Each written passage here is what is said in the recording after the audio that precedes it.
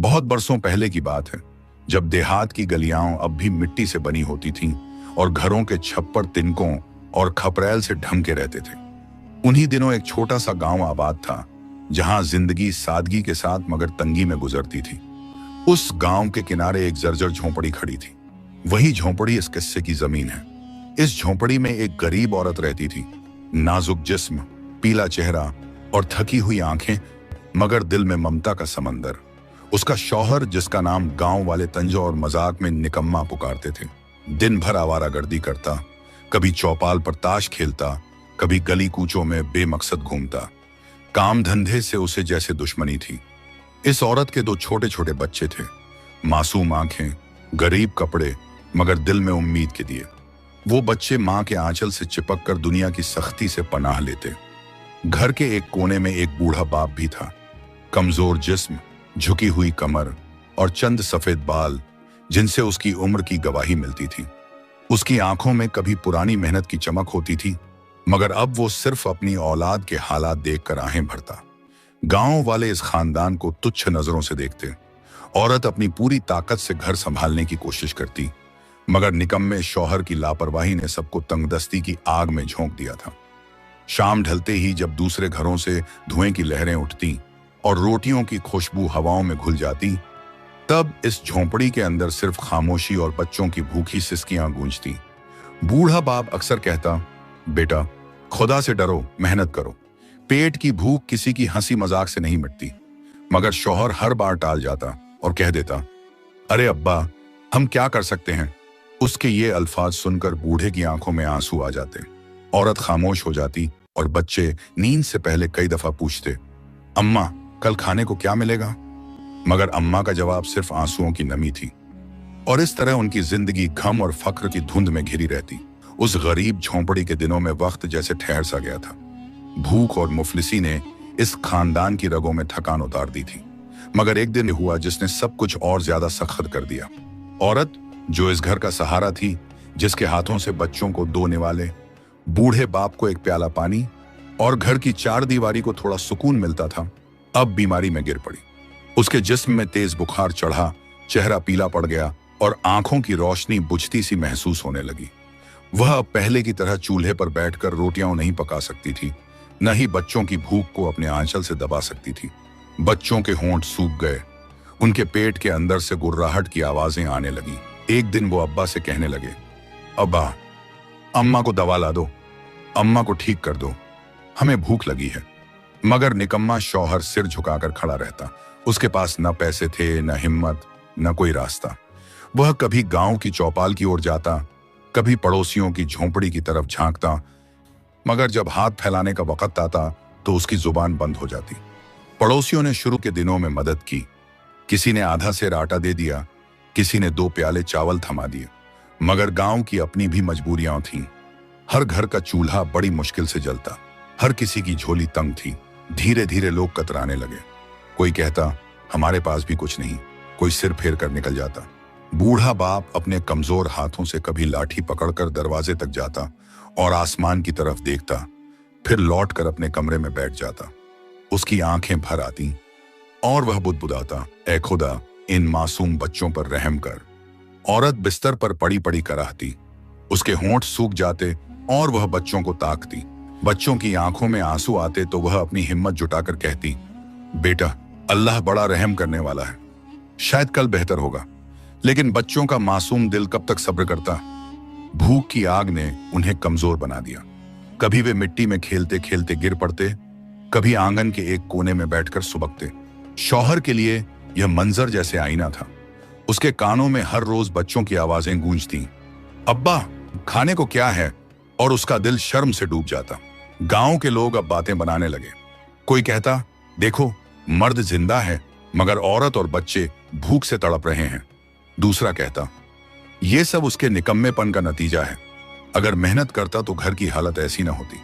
ये बातें शौहर को तीर की तरह चुभती। वह गुस्से में कभी चुप्पी साध लेता, कभी किसी पर चिल्ला उठता। मगर जब रात गहराती और झोंपड़ी में सिर्फ खामोशी और बच्चों की सिसकियां रह जाती, तब उसका दिल टूट कर रह जाता। वक़्त का पहिया और सख्त घूमने लगा। घर में चूल्हा बुझा रहा, औरत बिस्तर पर दम तोड़ती हुई महसूस होने लगी। बच्चे भूख से और बूढ़ा बाप बेबसी से कमजोर होता गया। अब शौहर की रूह पर एक बोझ सा चढ़ने लगा। उसे अपनी गलतियों और निकम्मेपन का एहसास होने लगा। उसके दिल में पहली बार यह ख्याल गूंजा, अगर मैंने अब भी कुछ न किया तो यह घर हमेशा के लिए बर्बाद हो जाएगा। झोंपड़ी के अंदर सिसकियों और कराहों का आलम था। औरत बिस्तर पर पड़ी पड़ी मौत और जिंदगी की जंग लड़ रही थी। बूढ़ा बाप अपने कमजोर हाथों से बच्चों को सहलाता और दिल ही दिल में आहें भरता। बच्चे भूख से तड़पते हुए कभी मां की तरफ देखते, कभी अब्बा की ओर। और अब्बा, अब वह निकम्मा शौहर, आखिरकार अपनी गलतियों के बोझ तले दब गया। रात की खामोशी में जब औरत की धीमी आवाज आई, बच्चों को बचा लो, अब और देर ना करो, तो उसकी रगों में जैसे बिजली सी दौड़ गई। सुबह होते ही वह पहली बार अपने आप से कह बैठा, काफी हो चुका, अब और शर्मिंदगी नहीं।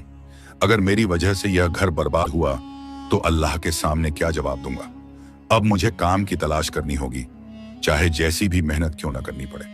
वह उठ खड़ा हुआ, अपने झुर्रीदार कुर्ते को संभाला, बच्चों की आंखों में शर्म और लाचारी से देखा और झोंपड़ी का दरवाजा खोलकर बाहर निकल पड़ा। सबसे पहले वह गांव के खेतों की तरफ गया। वहां मजदूर हल चला रहे थे, कोई बैल की रस्सी पकड़कर मिट्टी जोत रहा था। उसने किसान से हाथ जोड़कर कहा, मुझे भी काम पर रख लो, चाहे थोड़ा ही मजदूरी दे देना।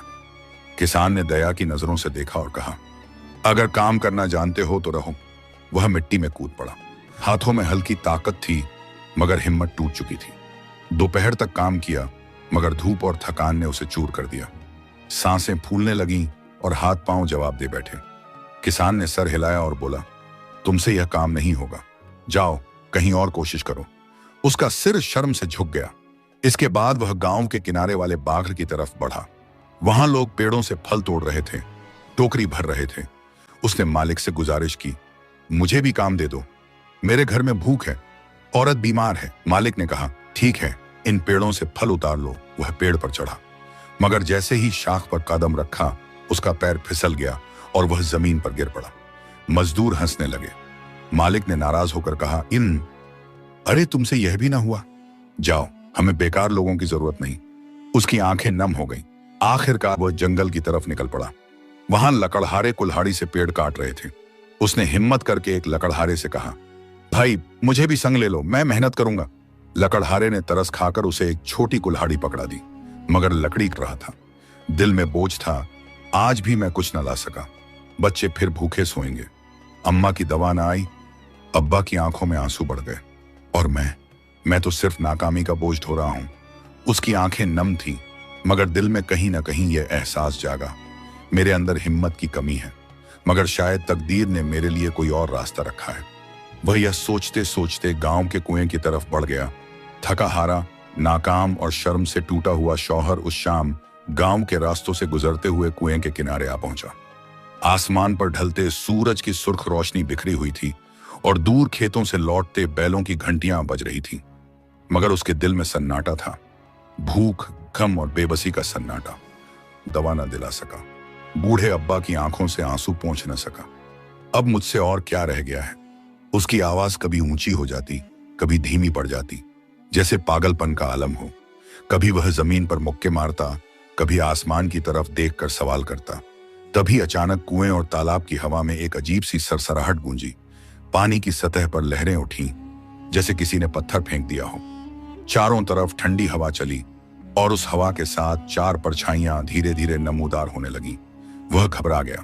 पहले तो समझा कि शायद भूख और थकान ने उसकी आंखों में धोखा पैदा कर दिया है, मगर जैसे जैसे परछाइयां साफ हुईं, उसने देखा कि चार खूबसूरत जिन्नजादियां पानी से निकलकर सामने खड़ी हैं। उनके जिस्म से अजीब रोशनी झलक रही थी, बाल हवा में लहराते थे और आंखों में चांदनी जैसी चमक। शौहर हड़बड़ाकर पीछे हट गया और कांपती आवाज में बोला, कौन हो तुम, इंसान हो या ख्वाब?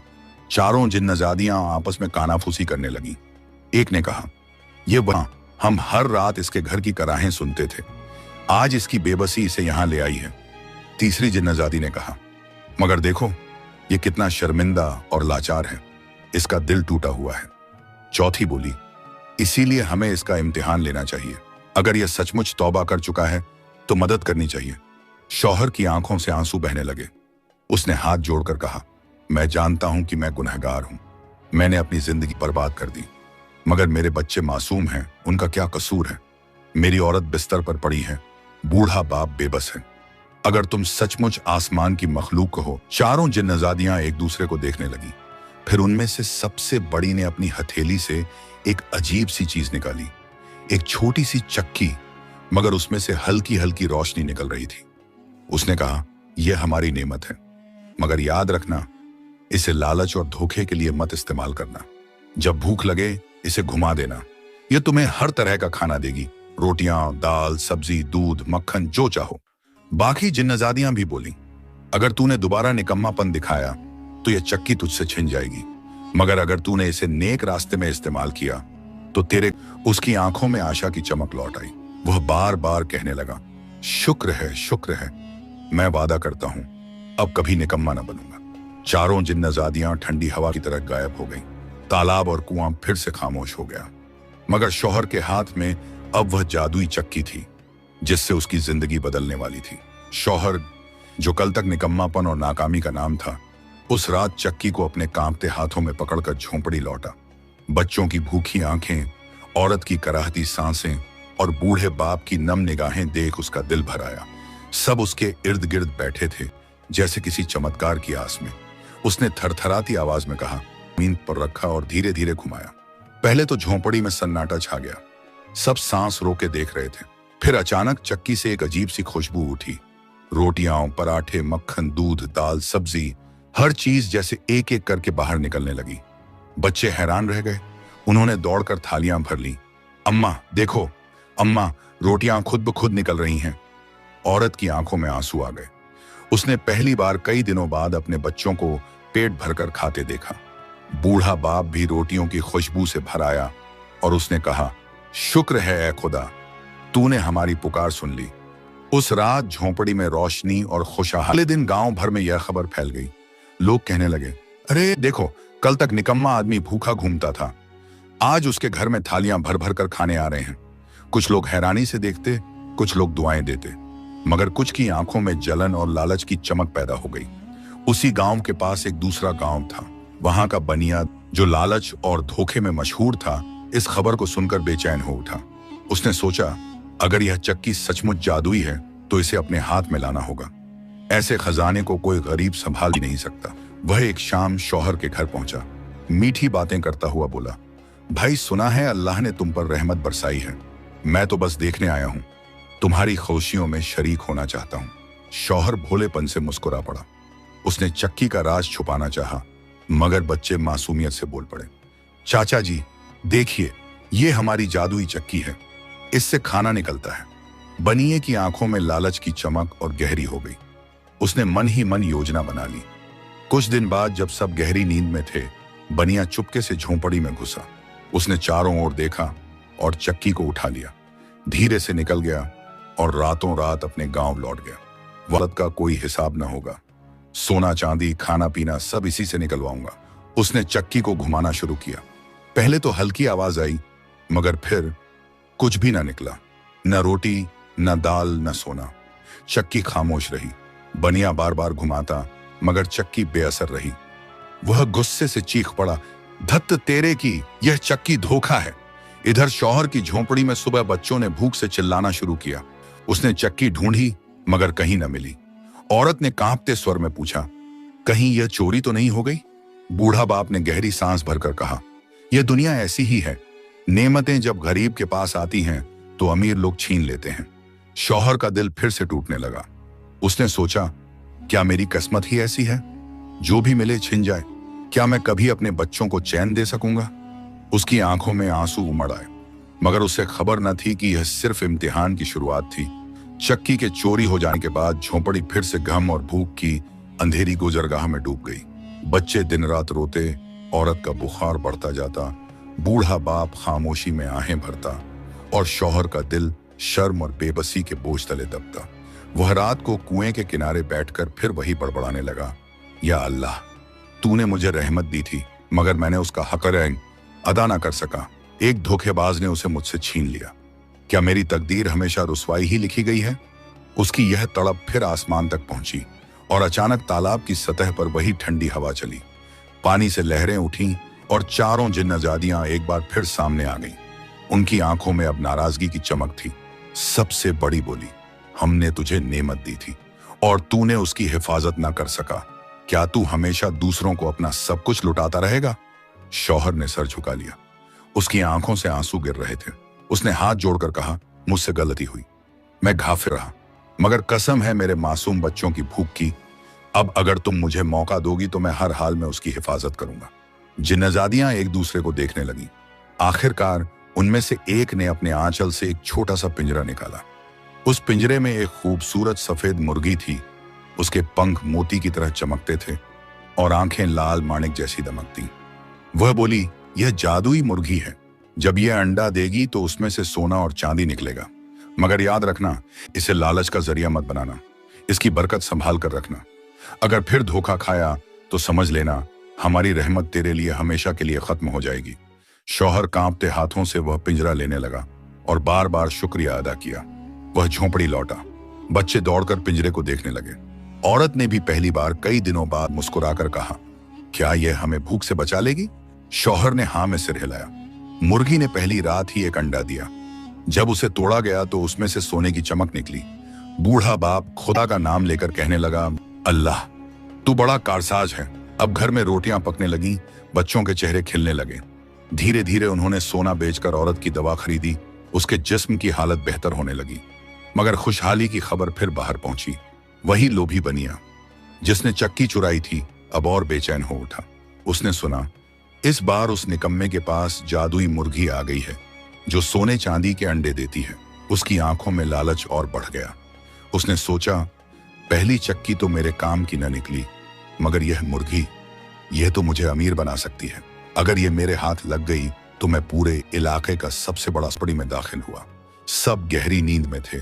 बच्चों के मासूम चेहरे नींद में खिल रहे थे। औरत थकी हुई थी। बूढ़ा बाप नींद के बोझ तले आंखें बंद किए पड़ा था। बनिया दबे पांव पिंजरे के पास आया। मुर्गी हल्की आवाज में कुकड़ाई, मगर किसी की नींद न टूटी।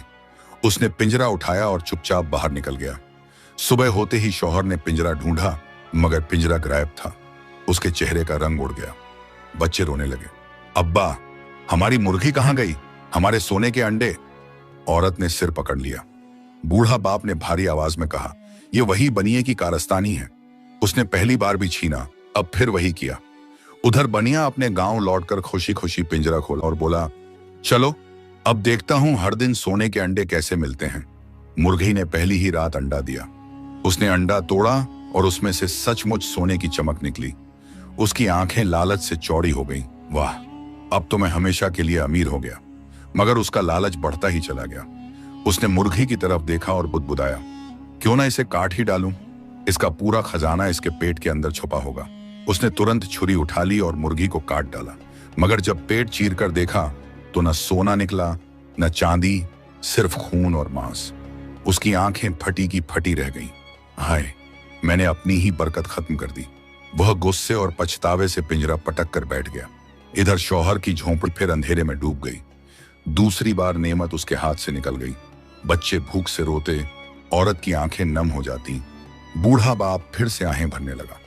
शौहर का दिल अब और भी टूटा, मगर उसके दिल की गहराई में कहीं यह उम्मीद बाकी थी कि शायद जिन्नजादियां एक बार और रहमत करेंगी। मुर्गी के खो जाने और बच्चों की मासूम उम्मीदों के बुझ जाने के बाद झोंपड़ी का आलम फिर से अंधेरों में डूब गया। औरत की आंखें फीकी पड़ चुकी थीं। बूढ़ा बाप अब और ज्यादा झुक गया था और बच्चे पेट पकड़ पकड़ कर रोते थे। शौहर बार बार आसमान की तरफ देखकर कहता, या इलाही, मैंने गुनाह किए हैं, मैं निकम्मा रहा, मगर मासूम बच्चों और बीमार औरत का क्या कसूर? क्यों हर नेमत मेरे हाथ से छिन जाती है? उसकी यह सिसकियां एक रात फिर तालाब के पानी तक पहुंची और अचानक वही ठंडी हवा, पानी से लहरें उठी और चारों जिन्नजादियां उस सामने आ खड़ी हुई। मगर इस बार उनके चेहरों पर गुस्से की लपटें साफ झलक रही थीं। सबसे बड़ी जिन्नजादी बोली, हमने तुझे 2 बार आजमाया, पहले चक्की दी, फिर मुर्गी। दोनों बार तूने उसकी हिफाजत न की। दोनों हाथ जोड़ लिए और जमीन पर गिर पड़ा। कांपती आवाज में कहने लगा, मेरी गलती है, मैं नाकाम रहा, गाफिल रहा, मगर अब अगर तुम मुझे आखिरी बार मौका दो तो मैं अपनी जान देकर भी उसकी हिफाजत करूंगा। जिन्नजादियां आपस में कानाफूसी करने लगी। आखिरकार उनमें से एक ने अपने आंचल से एक छोटा सा पंखा और एक दरी निकाली। दोनों में से अजीब सी चमक निकल रही थी। उसने कहा, यह जादुई पंखा और दरी है। पंखे को हिलाओगे और दरी को बिछाओगे तो तुम्हारी यह टूटी फूटी झोंपड़ी पल भर में महल में बदल जाएगी। न तुम्हें भूख रहेगी न तंगी। मगर याद रखना, लालच और बेईमानी से अगर इसकी नेमत छीनी गई तो फिर कभी तुम्हें हमसे रहमत न मिलेगी। शौहर ने पंखा और दरी कांपते हाथों से लिया और बार बार शुक्रिया अदा करता रहा। वह घर लौटा। बच्चों ने जैसे ही पंखा और दरी देखी, मासूम आंखों में चमक लौट आई। अब्बा, यह क्या है? उसने दरी बिछाई और पंखा हिलाया। देखते ही देखते झोंपड़ी कांपने लगी। मिट्टी की दीवारें गिर गईं और उनकी जगह संगमरमर की दीवारें उठ खड़ी हुईं। छप्पर के तिनके गायब हुए और सुनहरे गुंबदों वाला महल खड़ा हो गया। बच्चे हैरत से चीख पड़े, अम्मा देखो, हमारा घर महल बन गया। औरत के होंठ कांपते रहे, आंखों से आंसू बह निकले। उसने कहा, या अल्लाह, यह कैसा करिश्मा है। बूढ़ा बाप ने आसमान की तरफ देखकर कहा, ए कारसाज, तूने गरीबों की आह सुन ली। अब उस घर में न भूख रही न गरीबी। हर कोना चांदी सोने से चमकने लगा। मगर जैसे ही गांव भर में यह खबर फैली कि निकम्मे की झोंपड़ी महल बन गई, वही लोभी बनिया फिर बेचैन हो उठा। आदमियों को बुलाया और योजना बनाई। रात के अंधेरे में जब सब नींद में थे, वह चुपके से महल में दाखिल हुआ। सोने की दीवारें और चांदी की सीढ़ियां देखकर उसकी आंखें चौंधियां गईं। उसने दबे पांव दरी पंखा उठा लिया और निकल भागा। अपने गांव पहुंचकर उसने दरी बिछाई और पंखा हिलाया। पहले तो हल्की हवा चली, मगर फिर न कोई महल बना न कोई करिश्मा हुआ। उसने बार बार पंखा हिलाया, दरी को पलटा, मगर कुछ न हुआ। वह गुस्से से चिल्ला उठा, धत्त तेरे की, यह भी मेरे काम का न निकला। यह निकम्मा हमेशा नेमत पाता है और मैं हाथ मलता रह जाता हूं। मगर उसे खबर न थी कि दरअसल जादू उसी के लिए चलता था जिसने उसे ईमान और सब्र से संभालना सीखा हो। सुबह शौहर उठा तो देखा कि महल फिर से गायब हो चुका है। उसके सामने वही टूटी झोंपड़ी खड़ी थी। बच्चे मायूस हो गए, औरत फिर से खामोश हो गई। बूढ़ा बाप ने लाठी टेक कर गहरी सांस ली। शौहर की आंखें आंसुओं से भर आईं। उसने सोचा, लगता है मैं वाकई बदकिस्मत हूं। जो भी नेमत आती है मुझसे छिन जाती है, मगर अब हार नहीं मानूंगा। उसका दिल टूट चुका था, मगर कहीं गहराई में यह एहसास जागा कि जिन्नजादियां अब की बार आखिरी इम्तिहान लेने वाली हैं। झोंपड़ी के महल में बदलने और फिर उसी रात मिट्टी की दीवारों में ढह जाने के बाद उस गरीब शौहर का दिल जैसे चकनाचूर हो गया। बच्चों की आंखों में फिर मायूसी लौट आई। औरत की सांसें लंबी आहों में बदल गईं। बूढ़े बाप ने लाठी टेक कर सिर झुका लिया। उस रात शौहर अकेला कुएं के पास जा बैठा। ठंडी हवा बह रही थी। आसमान पर चांद आधा ढका हुआ था। वह रो रो कर कहने लगा, या इलाही, मैं हर बार आजमाइश में नाकाम हो जाता हूं। जो भी नेमत मिलती है जैसे आग बरसा रही थी। सबसे बड़ी जिन्नजादी ने तेज आवाज में कहा, अरे निकम्मे आदमी, हमने तुझे 3 बार मौका दिया। पहले चक्की दी, फिर मुर्गी, फिर पंखा और दरी। हर बार तूने उसकी हिफाजत न की। क्या तू हमेशा दूसरों को अपनी नेमतें लुटाता रहेगा? क्या तेरे अंदर जरा भी अकल नहीं? दूसरी बोली, हमने तुझे चेताया था कि यह आखिरी मौका है, मगर तू हर बार धोखा खाता है। तीसरी ने कहा, शायद अब तुझसे नेमतें वापस ले लेनी चाहिए, तू लायक नहीं। चौथी जिन्नजादी ने गुस्से से सर झुका लिया, मगर उसकी आंखों में नरमी की एक हल्की झलक आई। शौहर रोते रोते उनके पैरों में गिर पड़ा। आंसू उसकी दाढ़ी से बहकर जमीन पर गिर रहे थे। कांपती आवाज में बोला, मैं कबूल करता हूं कि मैं नाकाम रहा, मगर धोखेबाजी मेरी नहीं थी। हर बार एक चालाक इंसान ने मेरी नेमतें चुराई। मेरी गलती सिर्फ इतनी थी कि मैं भोला रहा और सब पर भरोसा कर बैठा। जिन्नजादियों, मेरे बच्चों को भूख ने कमजोर कर दिया है। मेरी बीमार बीवी मौत और जिंदगी की जंग लड़ रही है। बूढ़े अब्बा की सांसें टूटने को हैं। अगर तुम इस बार भी रहमत ना करोगी तो यह घर हमेशा के लिए अंधेरे में डूब जाएगा। उसकी यह सच्चाई और टूटे हुए दिल की पुकार जिन्नजादियों के दिलों में उतर गई। उन्होंने एक दूसरे की तरफ देखा। सबसे बड़ी जिन्नजादी बोली, ठीक है, यह तेरा आखिरी मौका है। अगर अब भी तू धोखा खाए, समझ ले कि फिर कभी हमारी रहमत तुझ पर न उतरेगी। यह कहते हुए उसने अपने आंचल से एक छोटी सी मटकी निकाली। वह मटकी बाहर से साधारण लगती थी, मगर उसके ढक्कन से अजीब सी चमक निकल रही थी। जिन्नजादी ने कहा, यह जादुई मटकी है, इसमें बरकत भी है और सजा भी।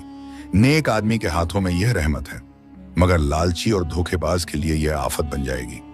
याद रख, इसे संभाल कर रखना, यह तुझसे सिर्फ तेरे सब्र और सच्चाई का बदला चुकाएगी। शौहर ने दोनों हाथों से मटकी ली और रोते रोते बोला, मैं वादा करता हूं, अब आखिर बरिस तक इसकी हिफाजत करूंगा। चारों जिन्नजादियां धीरे धीरे हवा में गायब हो गईं। तालाब फिर से खामोश हो गया, मगर शौहर के हाथ में अब जादुई मटकी थी, वो मटकी जिसमें किसी धोखेबाज के लिए बर्बादी का राज छुपा था। जब वह मटकी लेकर झोंपड़ी लौटा तो बच्चों की आंखों में एक नई उम्मीद की चमक लौटी। औरत ने बिस्तर पर करवट बदली और धीमी आवाज में कहा, क्या इस बार हमें सुकून मिलेगा? शौहर ने उसके हाथ थामकर कहा, हाँ, यह आखिरी रहमत है और इस बार मैं अपनी जान देकर भी इसकी हिफाजत करूंगा। शौहर जब जादुई मटकी लेकर झोंपड़ी लौटा तो वह चूंकि आंखों में फिर उम्मीद की किरण चमकी।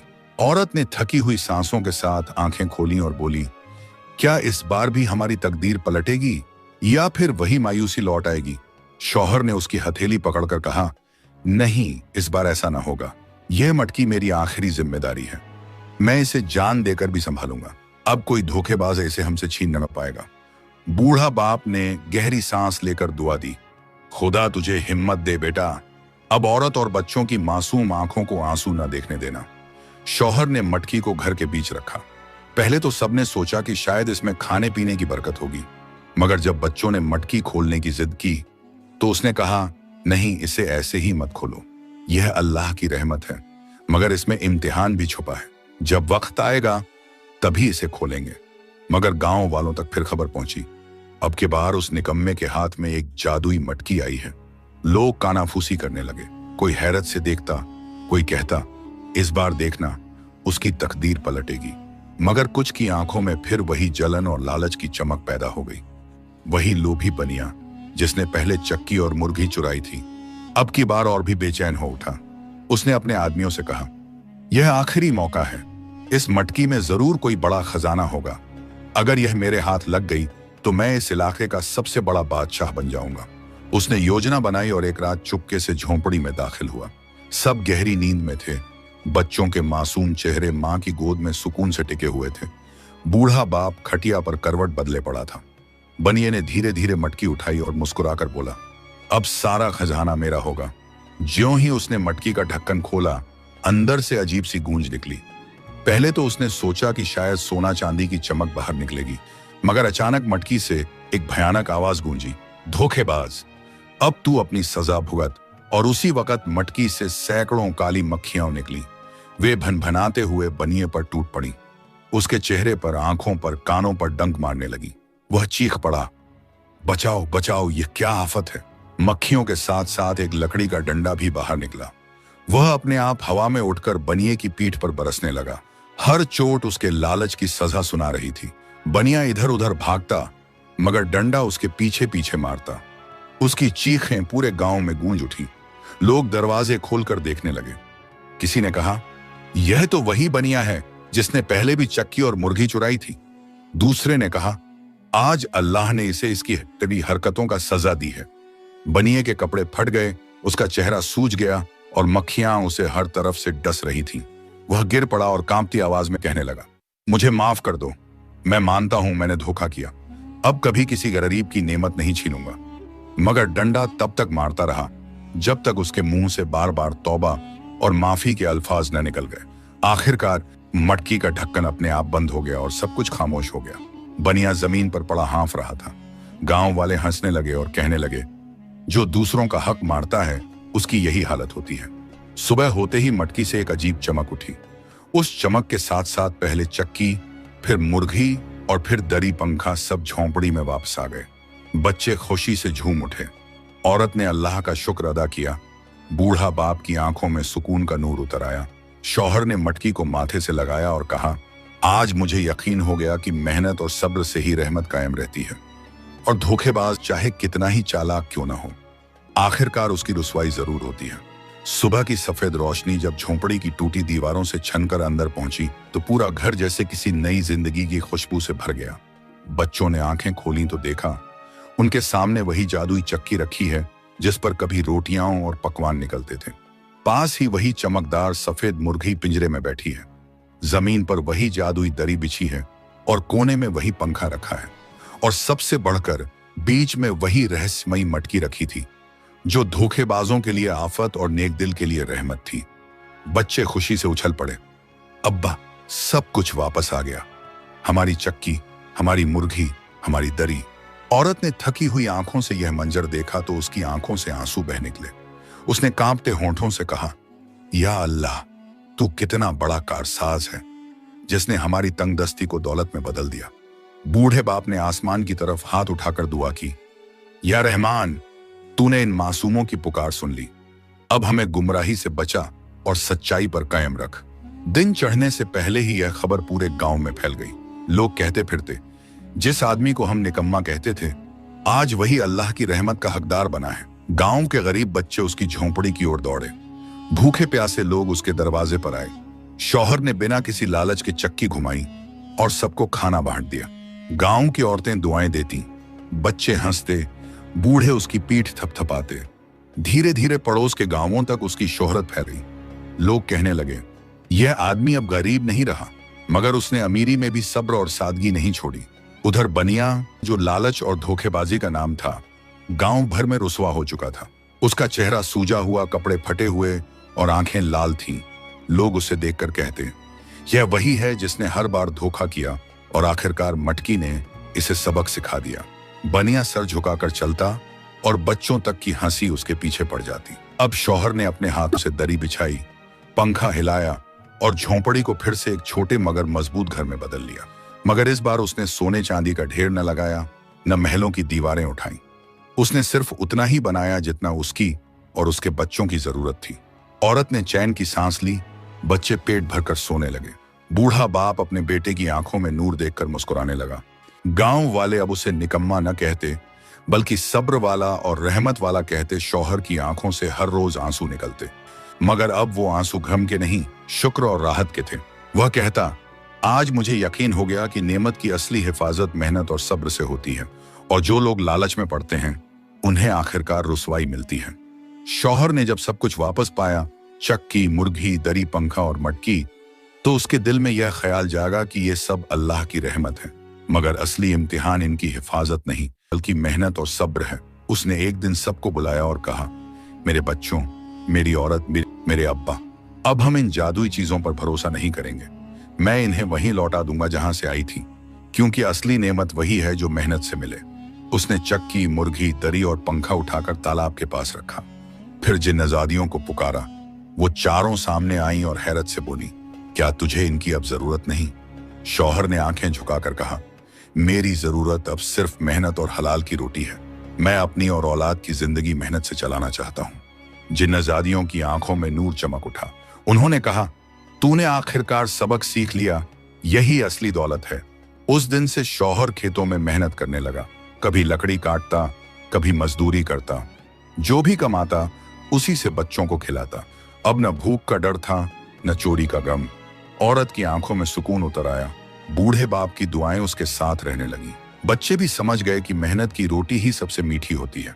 गांव वाले अब उसे निकम्मा नहीं कहते थे, बल्कि मेहनती और नेक आदमी कहकर पुकारते थे। यह दास्तान हमें यही सिखाती है कि जादू और दौलत टिकाऊ नहीं, बल्कि मेहनत और सब्र ही इंसान को असली इज्जत और सुकून देते हैं।